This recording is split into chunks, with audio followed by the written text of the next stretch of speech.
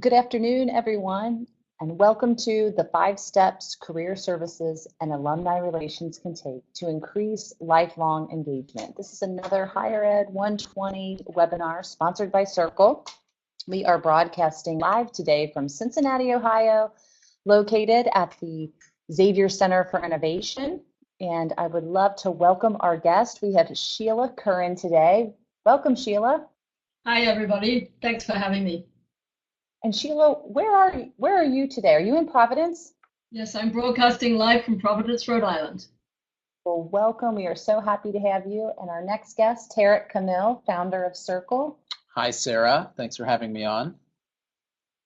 Well, we cannot wait to jump in to this discussion that we're going to have about career services and alumni relations. This topic and what we're going to talk about today really is the second series of webinars that we kicked off just yesterday, actually, called the Cold Glass of Water Face series. And it's a series where we've been inviting experts and people on that are really having a genuine conversation that might be something that you might not be hearing that's typical in the higher ed world.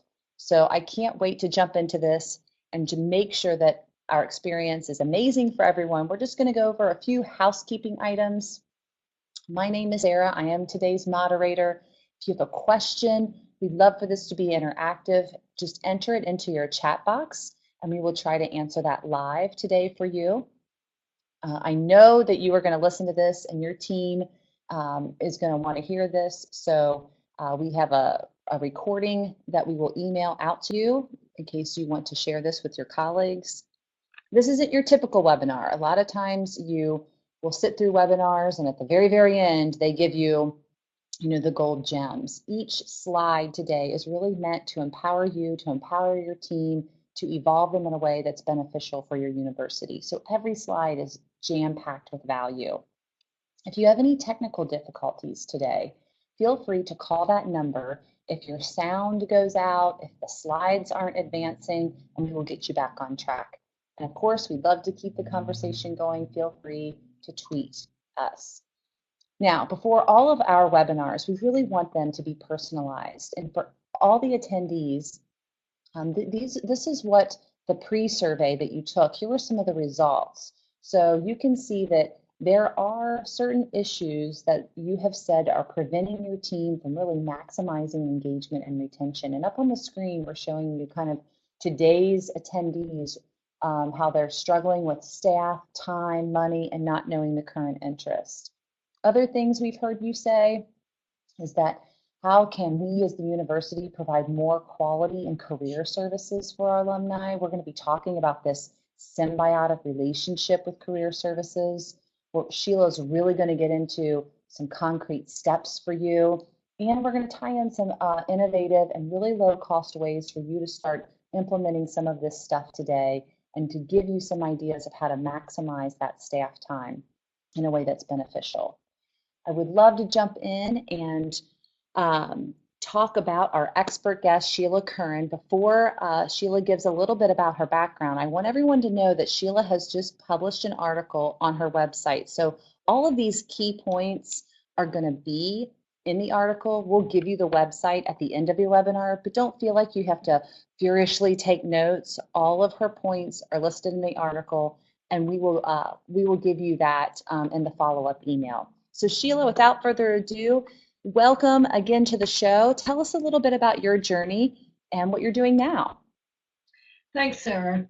I'm not going to be talking very long about who I am because I know that we want to get into the meat of the program, but suffice it to say that I've been in the higher ed world for a very long time. I've worked for 4 very different institutions. I've worked for the University of Michigan, for Gallaudet University, for Brown University, and for Duke University. And then after being in higher ed for decades, I decided that I would start a higher education consulting business in 2008, the Curran Consulting Group. So the work that I do right now is that I have assignments with several different colleges and universities across the US. And what I do is to help them solve administrative and organizational issues that typically impact strategic institutional goals. My real love is with careers and with alumni relations. I spent 13 years running career centers at Brown and Duke, and I'm very passionate about the intersection of alumni careers and how we can do things differently to enhance the success of graduates. So I'm going to leave it there, and so we can move right along. Perfect. And I know that is the conversation that we're going to be having today, is this simple partnership really isn't enough anymore. And I know you're going to get into why that symbiotic relationship is really essential and some steps you can take to bring that to life. We're going to jump to our next guest, Tarek Camille, founder of Circle. Tarek, will you tell our guest today a little bit about your background? Sure, Sarah, I'd love to. I've been in technology and analytics for 20-ish years, and a lot of that has been in the sports space. And most recently, we've been using that same technology to really solve the puzzle of how do you engage an audience, whether it be students, whether it be alumni. It's getting more and more difficult to engage those audiences, and there's a number of different factors that we're going to talk about in terms of why you're feeling that and what's driving that feeling. Well, and I know throughout today's program, we're going to be referring to Circle and referring to your platform. If anyone is interested in Circle, you can email Tarek offline, but we're going to really talk about the principles that Circle is based upon, not so much getting into some of the features and how it works, but just so people are aware of what it is and how it works, so that while we're referring to it throughout the show, they understand it. Can you just give a little bit more background on what Circle is and how it works? Well, I guess let me tell a quick story of how Sheila and I got connected in the first place. So how we got connected was through Miami of Ohio and their career services group, who is looking for better ways to engage their students. So one of the big levers within higher education is your placement rate. And how can we maximize the content that we're delivering to students so that they see opportunities, jobs, internships that are in line with their interests, and what happens when a student's interest changes. And so I fundamentally believe in this understanding of someone's current interests and how do we learn that information, and then that should transition pretty seamlessly into what happens when those students graduate and become alumni. Well, we've already got a basis of what their interests are. Can we then continue to engage them? And this is where that intersection between career services and alumni relations really should live. And when Sheila and I had this initial conversation, it was like we were long lost souls, Sheila. And so we've been connected ever since. Oh, well, that's fantastic. I love when two innovators cross paths, because I think this is going to make it even a spicier conversation. So I'm glad that you and Sheila cross paths and can shine light on some of the insights for our audience today. So again, let's hop in. Let's talk about, again, what Circle is so people understand. If you can go through this really quickly. At a very, very high level. So what's happening is that your audience, whether you're in career services and they're students, or you're in alumni relations and they're your alumni, they are under more pressure in terms of content and just being inundated with email, Facebook, Twitter, LinkedIn, all of that. And so it is harder and harder to cut through the noise. And so what we've seen is that there are technologies, and you probably use this yourself, which is Amazon, Netflix, Pandora, Spotify. They have figured out how to cut through the noise. And how they do that is they personalize the experience based on someone's current interests. And so what we've done is we've taken that same technology and brought it to higher education, both in terms of engaging alumni and how do you engage students. So how does it actually work? So again, very quickly, it just is using the same premise as Netflix, for example, where it's monitoring your behavior, learning about your current interests, and then personalizing that experience for you. And so instead of sending the same message, for example, to all students or all alumni, we would be looking at 6 different things. What content is available? What have they told us they want? What schedule in terms of frequency, day and time? What format do they want it delivered in, and then learning about their interests as we deliver them more content. And the last thing that we can do is we can tie in content from their favorite professors. So either as a student or as an alum, we found that alumni especially have a much higher affinity with people instead of things. So this is where faculty can really drive that engagement relationship. Okay, so I know we're going to be talking a little bit more about this tool. Just to regroup, this is being delivered via email, through newsletters, and a web. You're going to get into that later. Yes, it's all about personalizing the experience every step of the way. All right, so let's go back to Sheila. Sheila, I know, again, this is all in the article, but we're going to highlight your key points here for our audience today. Why does a symbiotic relationship benefit both alumni relations, and career services? Well, I think it comes down to the principal point, which is that both career services and alumni relations are under significant pressure from their institutions to produce results. In the case of career services, it's about how do we get better career outcomes for our students. And in the case of alumni relations, it's how do we get alums engaged in such a way that it will eventually lead to philanthropy. Not that alumni engagement by itself is not a good thing to do, but what colleges and universities are really caring about these days is there an ROI for the college experience in the form of a good job after graduation? And do we have enough money to run the institution? And that's always a good thing. I think we can solve the problems most effectively by working together in a more strategic way than we have. And that's what we'll be talking about for the rest of the webinar. How do we do that? So I want to talk about this by Andy Shanlin. I love these points. Talk a little bit about this slide here, Sheila. Well, Andy is a person who many of you probably already know. He's the founder of Alumni Futures. He's really the guru in the field, and he follows the trends in alumni. And as you can see, two of his top trends are emphasizing career services. It's about having more coordination with the Career Center. It's about networking. It's about professional success for alumni.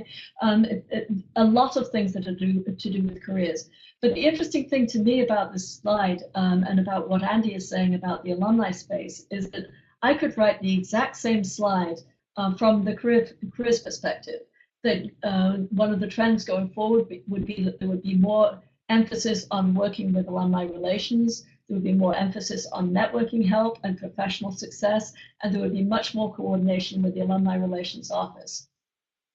So if we're already seeing career services and alumni relations come together, why is there a need to do anything differently, to change the conversation about this? I think that the quick reason is that everybody is sort of scrambling right now. They're trying to do a lot of different things. There are a lot of programs going on, both from the career services side and the alumni relations side. But for the most part, we're working in silos. If we partner strategically, I think we can get a lot more bang for the buck. All right, well, let's keep going. And let's talk about this slide. 86% of all incoming freshmen nationwide said that a key reason to come to college was to get a better job. And this is an area where alumni relations and career services can really partner in the most effective way. What we're talking about here is that it's not just that 86% of all incoming freshmen say that the key reason to come to college was to get a better job, but 3 of the top 4 reasons that students are going to college right now are related in some ways to careers. And graduate success is affecting everybody. It's affecting career services, or the need for graduate success is affecting career services, but it's also really important to alumni relations, because if graduates are unemployed and they don't think their alma mater helped them much, they're not really likely to recommend the college, and they're certainly not interested in coming back and engaging with the institution or giving money. Well, and I know, Tarek, you recently had an experience. Your daughter, she recently graduated. She's one of those incoming freshmen. Talk about your experience when you were going down that journey with her.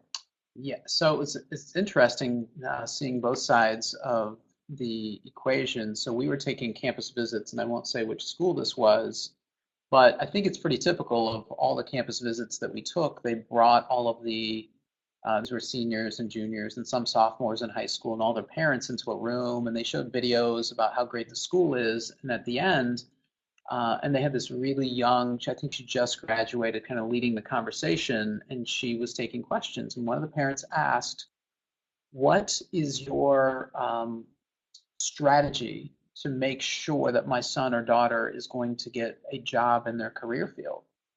And the answer that she gave really deflated the room. She basically said, well, I was really lucky because I'm outgoing and I just chase opportunities and things just worked out for me.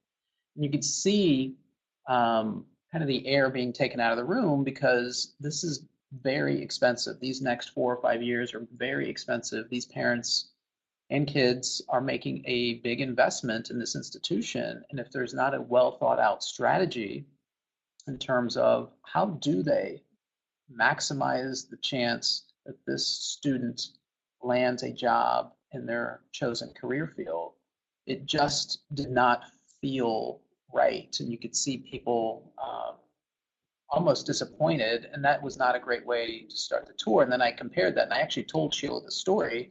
I compared that and contrasted that with, what if she would have said, well, we have a technology that understands the current interests of all of our students, and as their interests change, they're automatically fed opportunities that match, and you as a parent can be receiving those opportunities as well.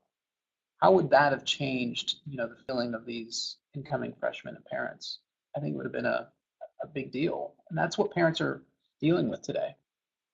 And that's really why I wanted to meet Tarek. In fact, we met in Providence, and we had about a 2.5-hour breakfast just talking about all of the things that you could do if you wanted to make that experience of the prospective student so much better.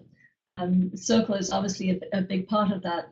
I also think that we have to find ways of making sure that we engage alumni in the most effective ways possible. And we'll come to that a little bit later in the program, just talking about how important it is to leverage all of the resources that we have, including technology and people.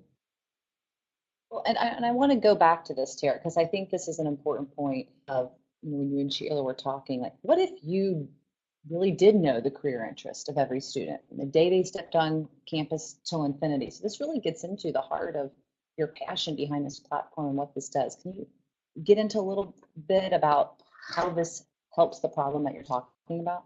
Well, I think higher education has been in this arms race for the last 20 or 30 years, where they're adding more and more services, they're adding more and more buildings, more and more clubs and organizations, and it's hard to really figure out everything that's going on as a student. And we, again, need to figure out, how do we cut through the noise to get them the right opportunities to maximize their chances of success. And there's technology available now to be able to do that. So this is where you start having that connection.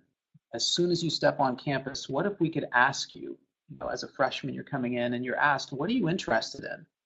And then we can start to tailor that content based on everything that we have going on around campus, sent to you on your schedule. And the transition then becomes great.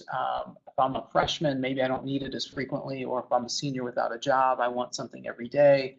They can choose that. They can pick the day and time they want it delivered. It really changes how we communicate with our student population. And it's the same process for our alumni population. So what we had talked about at the beginning of this conversation was understanding their current interests as a freshman, and then continuing that conversation through commencement. And now I'm an alum, and again, we value what your current interests are, and we want to re-engage you with opportunities on campus. Now that you've gotten that great job, because you saw that opportunity through us, we've made that connection. How do we land our students internships with that alum? How do we help alums that are looking for jobs? How do we get them to come back to campus and speak and participate? It has to be, without question, related to their current interests. It has to be relevant to me. So this is really an evolution, I think, in this conversation. I want to continue talking about how these interactions can continue to evolve. Sheila, let's hop back to you. How are alumni and student interaction evolving? we'll come back to some of the new ideas later, but two things have really changed everything, and they're both linked. One is technology, which Tarek has just been talking about a lot, and also social media. And I don't think we realize quite how far we've come in the fact that we're not controlling everything within the career services or the alumni relations office in a way that we once did. Just to give you a quick anecdote about that, a couple of weeks ago, I went back to a retirement party at Brown University. And in the course of doing so, they pulled out some of the photographs that were taken in 1995 when I first started in the careers business. And one of the photographs was of a student in an office which was covered with little white 3x5 cards. And of course, those 3x5 cards were talking about what jobs were available. When you hear that kind of thing and you see those photographs, it really brings back the fact that, for example, students don't need to walk into any kind of an office to find out where the jobs are available right now. There is so much information that's available to them. They don't need to go into a specific database in the alumni office to find out who could give them advice on a particular career subject. So we've got to start doing things differently. We've got to be open to how do we use the technology better, how do we use the social media better, and how do we make sure that we actually have an impact on it? Because if we don't have an impact on that, then we shouldn't be in business. All right, well, let's dive a little bit more into some of this evolution, Tarek. I know that this drives Sheila's point home, and what if you knew more about the alum and more about the student? How does your platform facilitate this? So it's this just belief that what Sheila mentioned at the beginning about operating in silos has got to stop, because it's all connected. The student experience, when we talked to Jim Langley a few weeks ago, and he was talking about the drivers of engagement start when they first step foot on campus. And so breaking down these silos and saying career services, you operate independently, in alumni relations, you operate independently, in development, you're independent, that can't happen anymore. We are just in a state where the way we used to operate has got to change because there's so much debt, there are so many demands on their interests. And so we believe in this holistic view of you start as a student with us, you are an alumni with us, but you're still the same person, right? So it's not two separate people. You, student and alumni, are not two separate breeds of people. And we need to start thinking about them in that way. And that is how you truly keep them engaged and turn them into lifelong fans of your university. So when we start as students and learning about them and learning about those interests, then that just carries over, and that can be fed into whatever CRM you're using. This makes alumni relations happy. This makes development happy. This even makes marketing communications happy, because we can tell them these are the interests of your audience. These are the stories that should make the magazine. This is what your audience wants to hear about, but they're not. So you're closing the loop between the three. Yeah, actually four. If you add career services, all four, yes, they need to be connected and work as one. And so this is, obviously, we're a very data-driven company, and engagement is based on, for us, data. And so these are some of the insights that we give to the schools that we work with, and things like, did you know that 62% of your audience wants you to talk about community engagement? Or did you know that 48% of your students have a sub-interest in sports? So that might not be their major, but we should do more sports programming around that because they're interested in it. So things like that become very insightful, and as interests change, the data changes to reflect that. So how does this break down those silos that you both are talking about? So between the departments. So I really believe that it starts when they step foot on campus, and career services plays a major role in that, and learning the interests of each student, and then they graduate. Hopefully they've gotten a great job, or they're in graduate school within 6 months of graduation. And we continue to feed them what is going on at the institution that you would find interesting based on your interests. It just is such common sense And we're seeing such great success with other technologies, which we've mentioned, the Netflixes of the world. Why do they do that? Because they have figured out this is the way to engage an audience. All right, well, I want to get into the meat of some real practical steps. Our attendees today really want some best practices and some steps. So Sheila, we're going to toss to you and give everybody the 5 steps to build this strategic approach. So why don't you start us off? Yeah, let's talk first about the career community concept, because this is an idea that I came up with in 2009, and it took quite a long time for it to get traction. But now it's basically something that most schools are starting to take for granted. Let me explain first of all what a career community is. And in this case, I'm going to be talking about an external career community. So external career communities are essentially groups of alumni and parents and friends of a college or university. And they're people who've agreed to assist the university in multiple ways that are related to careers and to students. It's about facilitating students' access to jobs, being able to call out, for example, where there might be internships or job opportunities. It's doing presentations on campus, it's doing mentoring. And of course, some of these things have been done for quite a long time, but the career community is a way of being able to identify people who can do all different kinds of things with students, can help them in all different ways, and making it possible for the students to easily have access to them. So the volunteers are a member of a group that are really committed to assisting students and who are connected in multiple ways. It's one of the easiest ways to engage alumni, and it can be one of the most rewarding. I don't know about any of you who are on the call, but anytime that I ever called an alum and said, would you help so-and-so with this aspect of their career, because I know you're an expert, for example, in sustainability, and we don't have the expertise in a careers office typically to be able to cover more than 2 or 3 different career fields with expertise. So we need to be able to go to people who are out there in the field, who have that information at their fingertips and are willing to share it. So it's not difficult to get volunteers. The only complaint that I've heard actually is that volunteers don't get enough students seeking them out. And I think that's actually a fairly easy situation to deal with. We could even deal with it through Circle. All right, fantastic. Let's talk about scaling. So careers offices and alumni relations offices are doing yeoman's work. They're doing really good work. They're having successes in so many different areas. I think one of the reasons, though, that they often get a bad rap on campus and they don't get the money, certainly in career services terms, they've actually lost money between 2007 and 2014.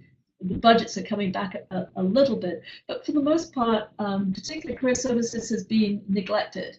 And part of the reason for that, I think, is that we haven't been able to prove that students are able to get substantially better results through having come through career services than not. And that's because we've been doing really good work with fewer numbers of students. And I sometimes joke a little bit that 90% of the people who come into a career services office are the 10% who need it the least. They're the go-getters. They're the people who would probably get really good jobs no matter what you did for them. We've got to be able to scale services so that we reach everybody. Knowing what students' interests are in the way that Tarek has described is really, really important in doing that. We have to find ways of identifying how we can deal with all of the individualized career needs of students. And we just described one way, the career community. Tarek's described another excellent technology solution. But we also have to have other different ways of better distributing the services and committing both from the alumni relations perspective and from the student perspective, to seeking out where students are not taking advantage of the services or where they are falling behind in something that is increasingly difficult for them to do. And that's be able to find good work or graduate school opportunities within a relatively short period of time after graduation, so that they're in a position to be able to pay back their loans. And this is not just important to the students, this is critical to the institution, because they're being judged increasingly on whether a student is retained in school, whether they are getting good career outcomes, and whether or not they're paying back their loans. The scaling issue, I want to talk a little bit more about because it feels could be kind of overwhelming. I know, Tarek, you have really thought about scaling. Talk a little bit about your conversation, maybe even past conversations with Sheila about this and how you're doing it in your world. Well, I think the issue is that, and we saw this at the very, very beginning, that people are short-staffed, they're short on funding, and career services especially, everyone that we've talked to is looking for more resources and really trying to do more with less. And so that has been a problem that we've heard from every university that we've talked to, is that we are resource constrained. And we know that we want to give our students more one-on-one attention, but we cannot scale it. So what we do is provide that. It's the same premise that when we talk to marketing communications or alumni relations or even development, how do you scale engagement with your alumni? It's through technology. So how do we keep them warm? How do we give them the feeling of being an individual and understanding what they're looking for? And we do the same thing with students. So the way we can scale that to give every student the feeling of being an individual and us basically curating content on their behalf that matches their interests is through technology. So this ties in knowing their interests, marketing communications can see what those are for content, alumni relations can see what those are for alumni, career services can see what those are. And it's this, on the screen, that's multiplying that by 10,000, that of everyone. And then how does that link to ultimately giving and development? Well, I think it's all related. So again, one of the big factors that Jim Langley spoke about and Ron Cohen spoke about yesterday was a student's experience, how they feel about the university. And it's going to provide a different feeling is if I'm an individual and I'm being presented with opportunities that match my interests. That's going to carry right through then to being an alumni, to being brought back to campus, to hiring current students, being brought in to speak. All of those are related. And at no point have I said, we're asking you for money. It is about engaging the person first, engaging the student. And even after I graduate, when I need career help, is the university going to be there for me? How are you going to scale that operation? It feels like, and Sheila, jump in if I'm saying something that's incorrect, but it feels like career services operations are struggling just to keep up with the demands of their student population. If you were then to throw on the demands of your alumni population that are making career changes, it becomes overwhelming. Yes, in fact, I would say that most careers offices right now have a mission impossible. And the mission impossible is you cannot be everything to everybody, particularly if you're working on basically a counseling model where you are giving direct service one-on-one to students and alumni. The math simply doesn't add up. So if you don't have a technology solution, you're never going to get to the point of having large numbers of people and vast percentages of your alumni population saying, my institution really did help me. We've got to find ways of making it much more personalized, as you just described. Well, and I think this gets to another issue that I want to talk about, when you are overwhelmed, right? It's like, I've got my job, there's this scarcity mentality, and that further enhances the silo effect. It sounds like you two are advocating for breaking down those silos and really talking about, what is it going to take for career services and alumni relations to sort of build a trust and forgo these old ways. Let's expand upon this, Sheila. Can you talk a little bit about trust here? Yes, and it does go back to the fact that we've been working in silos for so long, and it used to be that the vast majority of careers offices reported through student affairs. Now that's changing a little bit, but but even just moving to the advancement office, which many institutions are having their career services do, that doesn't necessarily break down the trust barriers. Just to give you an example of what I mean by trust barrier, many alumni relations officers have had alumni networks that they were responsible for, and which they have rules and procedures for students to be able to use. I can't tell you how many alumni offices I have gone into where they have not allowed the administrators within career services to even have access to that information. It's done for very good reasons. It's done because the alumni office typically wants to make sure that the information is not misused with alumni, especially information about an alumni's giving record or things like that. But I think that that's set up some barriers between career services and alumni relations that really need to be broken down. And I think it's easier to do it if you think about having common strategic goals that underlie all of the things that you're doing. It's not that every single goal of career services will be the same as every single goal of alumni relations. But I do think there's this big part in the middle, which is about graduate success and how both areas really, they not only care about graduate success, but it's really essential to the work that they're doing, where everybody can come together and say, okay, let's have a unified way of dealing with this.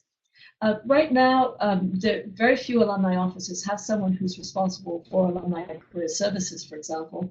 And if they do, they have somebody who is responsible for helping alumni individually with their careers. So somebody who will make appointments with alumni and talk and give them coaching on career issues. But again, coming back to that scalability issue, how many people can you really serve that way?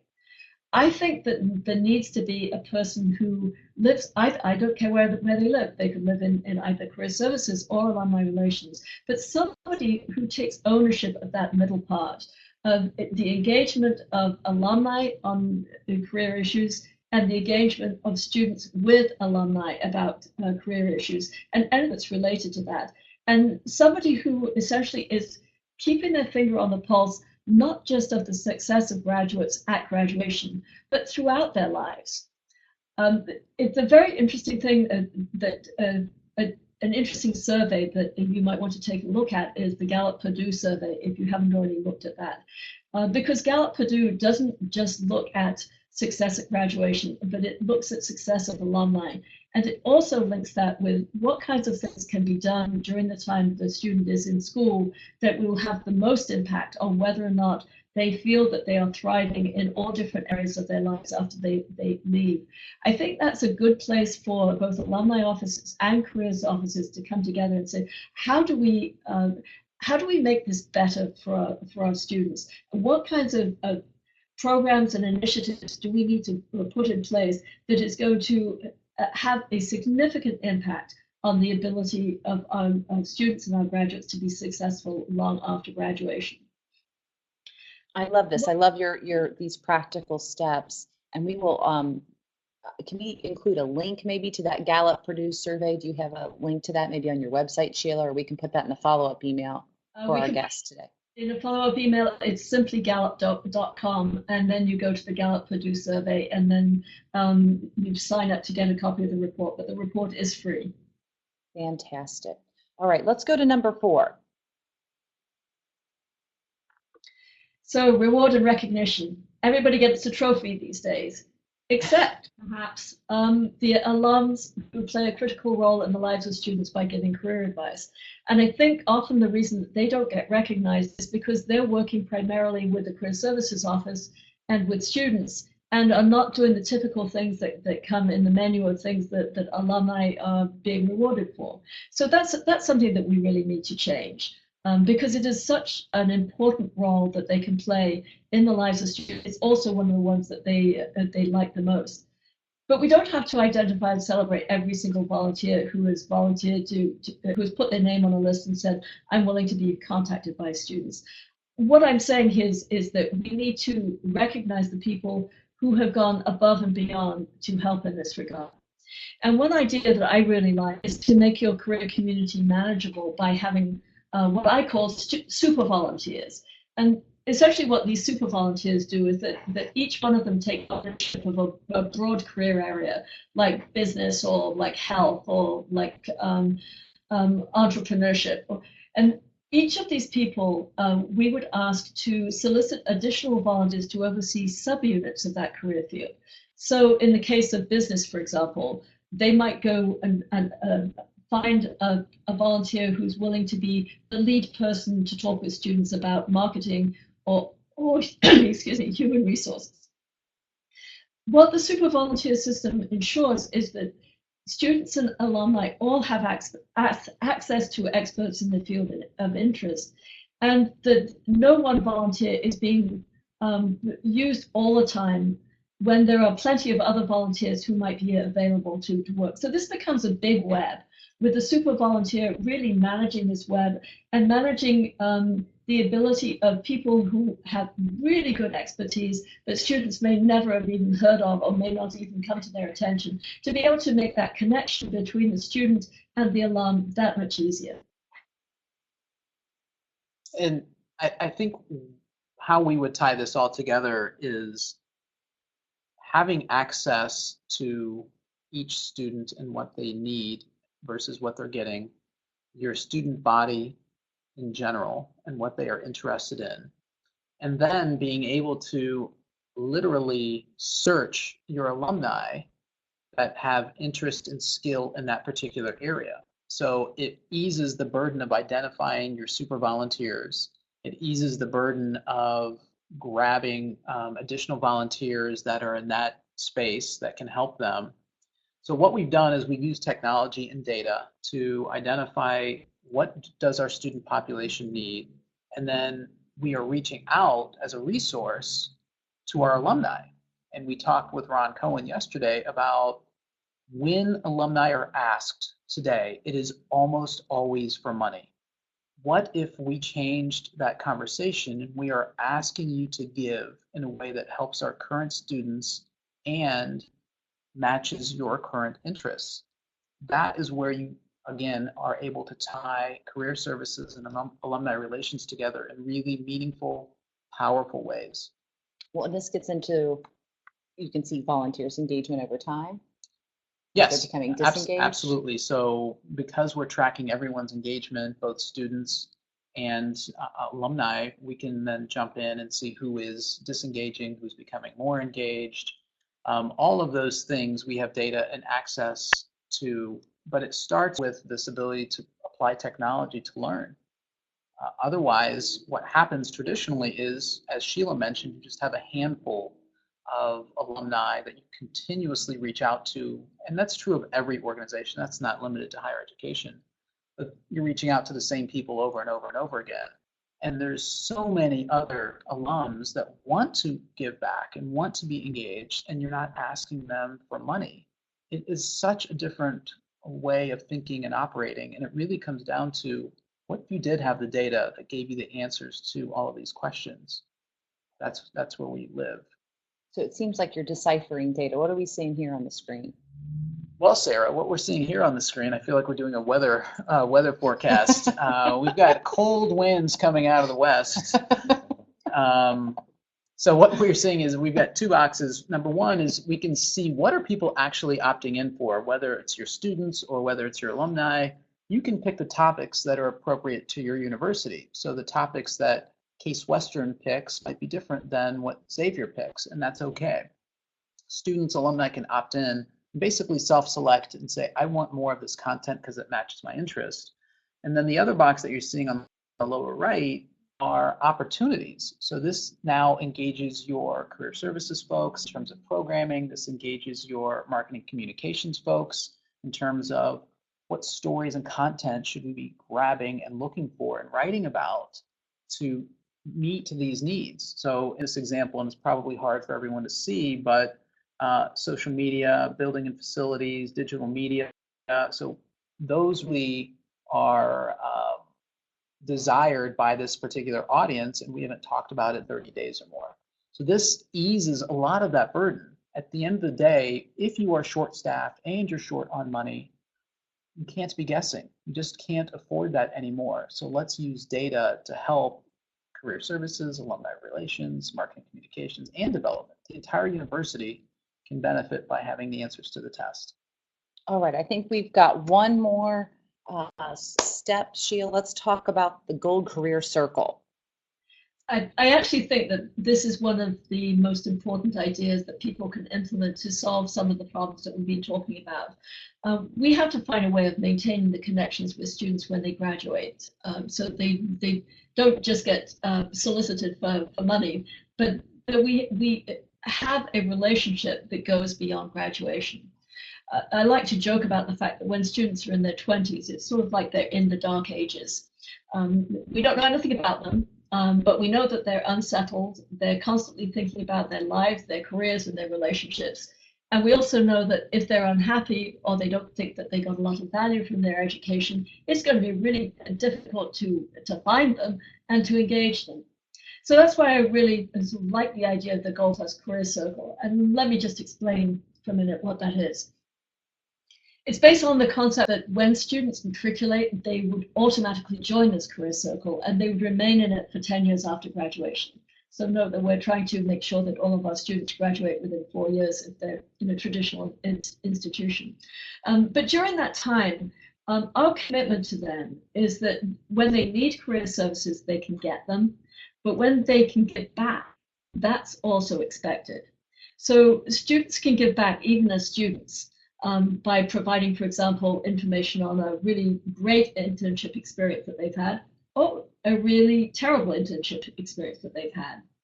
At the same time, a recent alum who maybe they had a great job or they thought they had a great job at graduation, they find out within a fairly short period of time that this really wasn't the job that they ordered, and they want something completely different. They can come back and still be part of this career community and get help from fellow alums, or in some cases, even from students.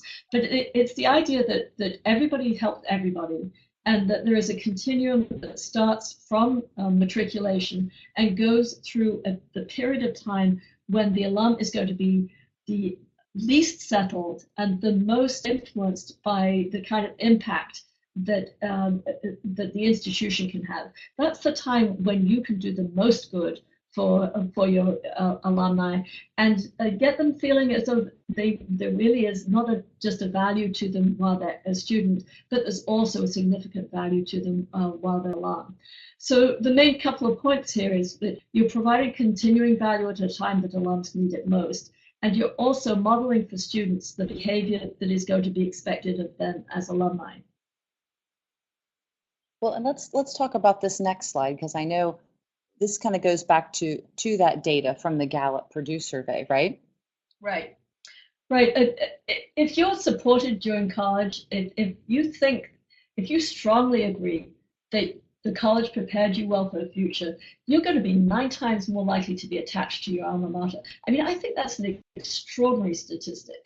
Why would we not all be doing this? And to be able to prepare students well, we do need to make sure that they feel that they're prepared well as students as well as alumni. And you can prepare alumni well as students for their future work, but you also need to be in a position to be able to be a resource to them later on also. I think another extraordinary thing about this data point, though, is that right now, according to the most recent Gallup survey, only 29% of students believe that they're well supported in their career aspirations by their colleges.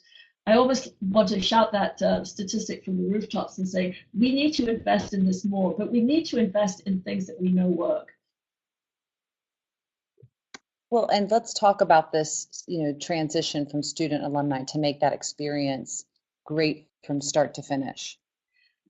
I think this comes back to the survey that you did to begin with, which said you never have enough time or money to be able to do the kinds of things that you want to do. It will save you an awful lot of time later on if you keep your relationships with graduates, even when they're not in a position to give back. I mean, think about how much time and energy is spent trying to find those people and figure out which are the ones that suddenly have an epiphany 5 years after graduation and became the superstars. Not everybody develops at different times, and I think having that smooth transition where you don't have to worry about, well, did we lose track of this person at graduation? That's going to pay off hugely in the future.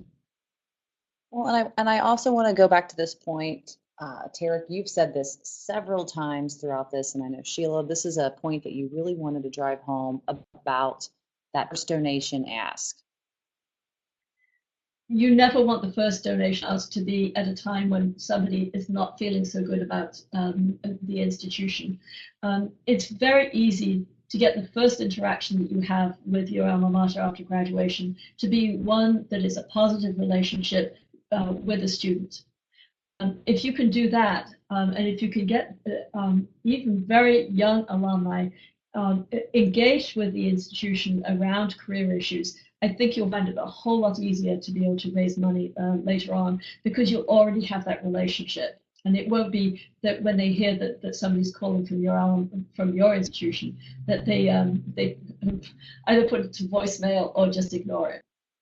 Well, and I don't want to belabor this point, but I think this is sort of one of those cold glass of water to the face moments. And Tarek, I want to toss to you, because you've done so much work on this with your team, of the why behind why this point is so important, that messaging that comes out of the university.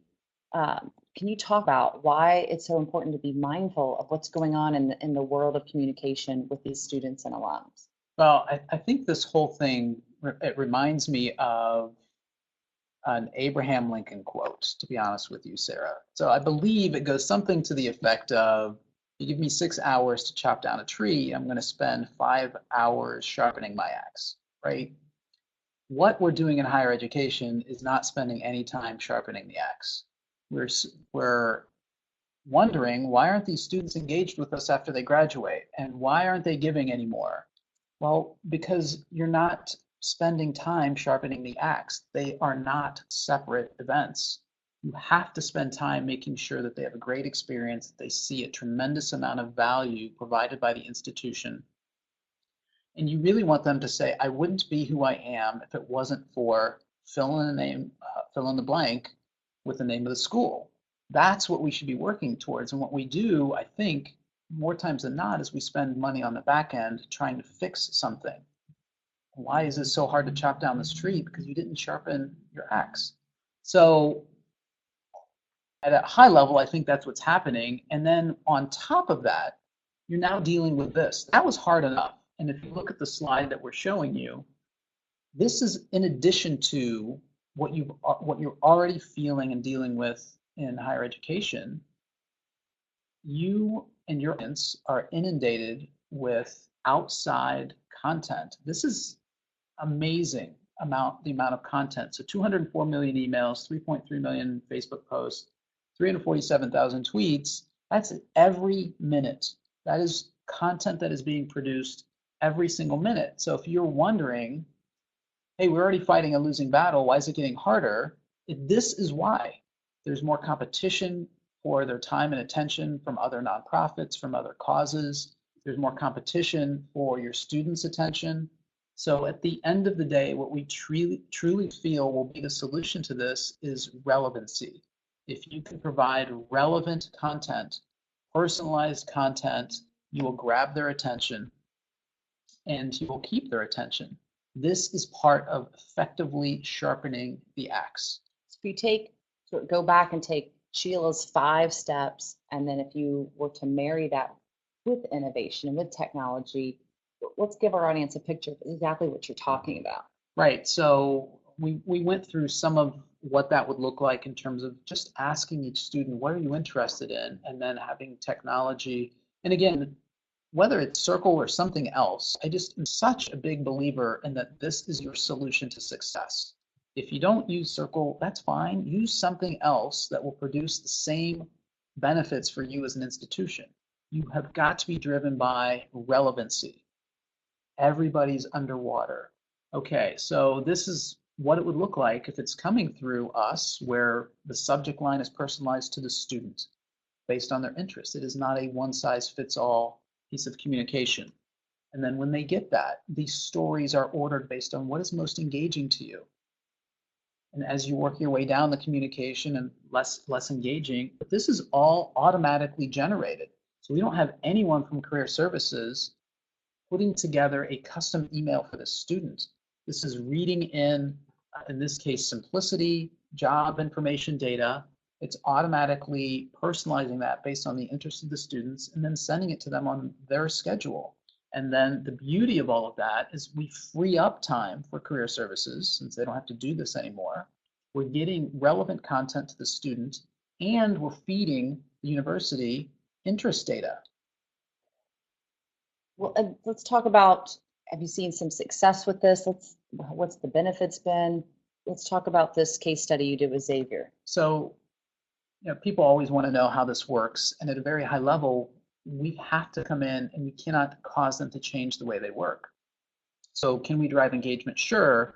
But we also understand that you have said we are limited in time and money. So what we do is we come in and we sit on top of your existing communication channels, and that's what we're doing with Xavier and other schools, so they don't have to change the way they work. They don't have to introduce a new platform for them to produce content on.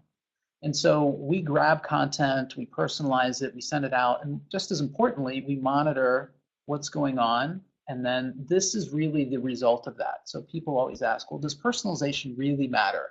Does it have an impact? And so these are the metrics of the 7,000 most recent Xavier alums. So they're all millennials. And you see there, as we continue to learn, the open rate went from 19% and it's now in the 49, 48% range. But more importantly, the click-through rate, which is this content relevant to the recipient, went from 3.9 to 12, and they're still there today. So Sheila, let's talk about, why does all of this matter? Let's get to the bottom of the line of this webinar. The bottom line is really that successful graduates are the key to the question of what's the ROI of a college education. And that's what everybody's talking about these days. And they're talking about it at the highest level of colleges and universities. Successful graduates are going to make alumni feel much more positively towards their institution. And that's going to affect three things that people care about a lot. The first is matriculation. The second is engagement. And finally is philanthropy. And there is a lot of research that shows that engagement leads to philanthropy. So it does have a bottom line to it of its own. And I think working together and employing technology like Circle, alumni relations and career services can just do so much more than they could accomplish on their own. And in doing so, what they will help their college to do is to achieve the strategic goals, the goals that institutions really care about. So we're trying to basically, through this webinar, be able to identify a few steps that can be taken that will help all of us in colleges and universities do this work better, do this work more effectively, do this work in a way that's going to really resonate with students and with alumni. Well, I can't thank you both enough for really sharing your brains with the audience. I think it's amazing, Sheila, to hear all of your expertise, and then Tarek with your problem solving and technical brain, how you two are really kind of this superhero team that's tackling this problem, but giving true practical advice and instructions that people can implement today. Right now, we're going to open it up for live questions. And the way that our question and answer sessions work is we would like for you to enter your questions in the chat box.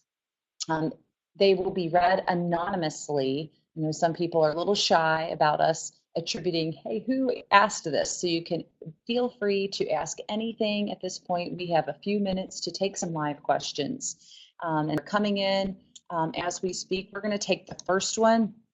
Is when would you be able to tell whether this alumni career strategic partnership is making a difference? I will. Shall I take that one? You want to take this one? Yes, I think it's got to be broken down a little bit, because there are going to be different metrics for different kinds of things. I think in terms of the career community, for example, it's going to be evident almost immediately once you start putting that in process. Within a year, you should be able to tell how many more people are engaged, and certainly using Circle technology, that will be pretty easy to do. It's a little bit more difficult to do it when you're talking about the Gold Plus Career Circle. You need to find out to begin with what your results are, what your career outcomes are right now. So you've got to have a baseline.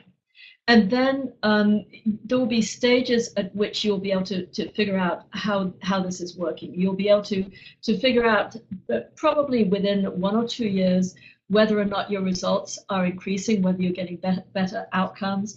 You'll certainly be able to tell whether or not your donations are going up, because even though you're not asking for money, there may be a significant increase in the people who want to be just contributing to your alma mater if they're already engaged. So there are a number of different ways that you can find this out. Ultimately, I think it's going to take about 4 years to tell whether or not you've made a quantum difference in the way that you're able to influence not only the lives of students, but also the lives of graduates and how they feel about their institution.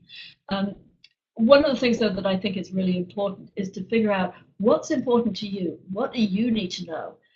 What's going to really resonate with the senior leaders of your institution, and make sure that you've identified touch points at which you can identify whether or not you've met those goals.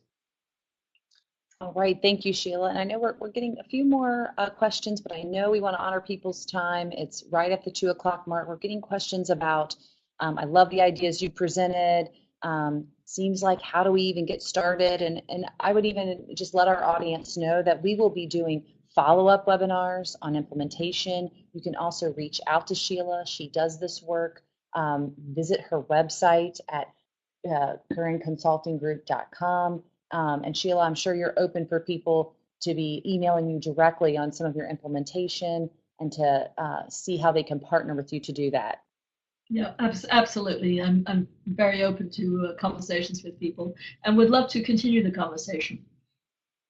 Well, it is an important one, and it is, again, one of those cold glasses of water to the face. Sometimes we can get stuck on, how do we get started? So we will make sure that we will let you know of any follow-up webinars on implementation that we will do. Sheila, we'd love to have you back on the show, and really love our partnership that I know Tarek's really grateful for that, and we appreciate you coming on board. And Tarek, we appreciate you and your time today as well.